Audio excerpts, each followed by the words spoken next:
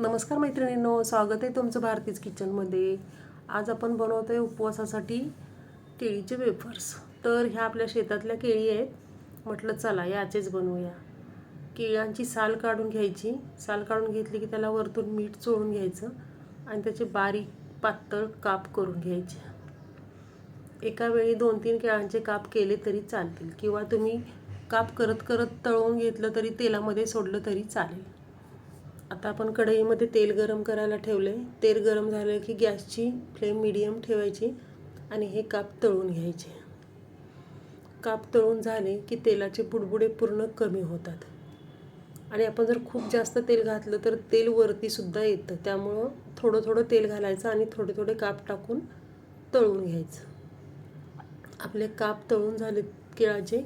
आता याच्यामध्ये आपण लाल तिखट, मीठ, चाट मसाला घालून त्याला लावून घेऊया। झाले आपले